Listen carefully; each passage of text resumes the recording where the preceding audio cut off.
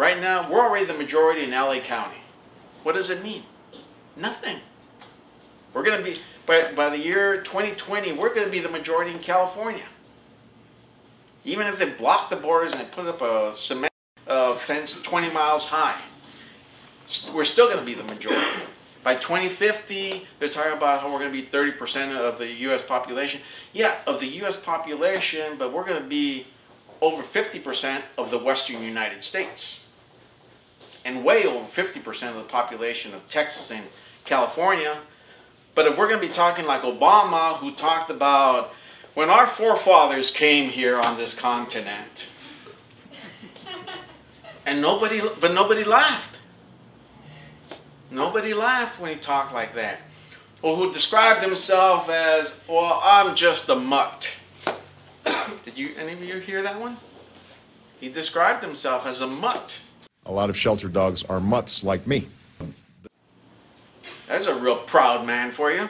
But he is the president of the United States. And now we all know why they allowed him to become president, right? He's just a smarter Bush and a little darker.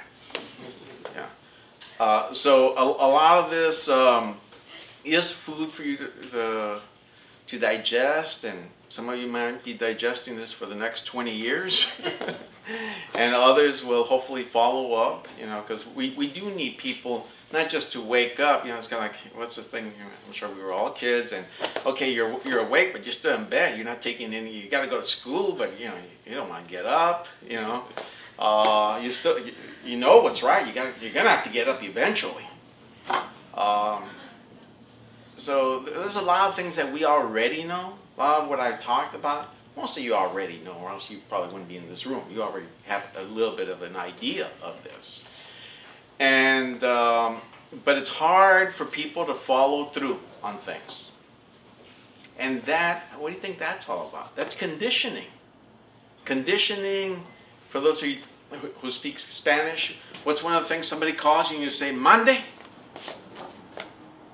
Mande just means, order me, you know. Or yes, Your Highness, how can I serve you? You're your inferior. But that's part of the language of most Mexicans and Central Americans. They use that. You wonder why Cubans don't say that, or Spaniards, or true Latinos. They never use the word mande. They never had to use it. And there's a lot of other cultural things that basically says we don't have role models of people actually being people of knowledge, controlling. Well, wait a minute. Scott was talking about slaves. Okay, slaves. Do they need any pride? Well, pride and hey, I went into the field and look at how much work I did. Is that really pride? The whole thing about when John Brown's trying to free them. Freedom, what's that? And there were other abolitionists who raided plantations, and the first thing they learned is never go to the house slave and try to free the house slave. The house slave thinks he's part of the family, kind of like Virragosa, you know. And obviously people like Obama, they think they're part of it. And they found that even the field slaves, they would say, free, where am I going? I was born here. This is my house. This is all I know. They didn't understand the concept that they were slaves, and they didn't know what free was because, gee, nobody ever taught them anything. Because if they wanted to have anything, they were given pie in the sky. When you die, you're going to have Jesus. You just behave. Again, using Jesus as a way to keep the slaves down. And what do we have in our neighborhoods? We have the churches that are the what? Liquor stores. Yeah, well, they're both forms of addiction. And because it's kind of like when we deal with some of the gangsters out there that are part of Victory Outreach. Okay, they abandon part of the gang culture, but then Jesus is their homeboy. And they still dress like gangsters, and they're still gangsters in every other way. And so there's a lot of problems because we don't have what everybody else who is a free people on this planet have. a warrior society. The U.S. has a warrior society. What's it called? The military. And what's the Guauchiks? Those were our frontline warriors. The Marines. So that's a military aspect, but then there's the whole educational aspect. We're being educated to serve and protect white supremacy. And we're very good at it. We probably get A's all the way across as a people. So a lot of these different things you can understand intellectually, but then your heart starts conflicting in this because there's fear, and so, oh, well, what are white people going to say about this? If we start talking about the crimes they did, about the bad things they did, gee, I think I'm gonna, that scares me. I think I'm going to go join a gang and go kill somebody there, or I'll go join and go to Afghanistan. I think that's going to be safer than saying you guys stole our land. Oh, that scares me more. I can go kill people in Iraq or maybe Egypt. That's a new place. We're willing to do all of that. You understand? Part of it, it's a thing that they've done to our minds. It's illogical. It's suicidal. It's cowardly. But who's there to give us another option other than to be good slaves? It isn't. There isn't. There isn't. And that's what we're trying to provide for you. So now, with all of that, I'm leaving it and see if we have questions. Yes? You mentioned that Mexico comes from the word Mexica. Mm-hmm. Mexica, to me, sounds feminine.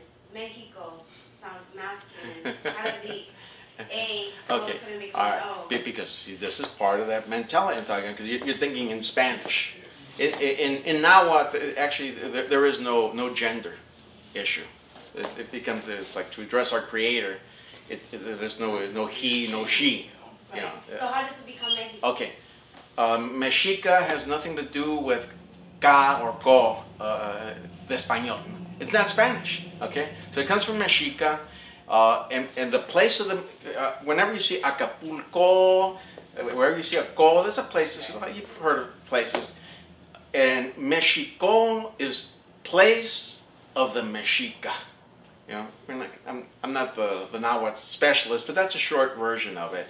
And it's like Nelliolo was talking earlier, and he was mentioning in terms of Chicano or Chicana.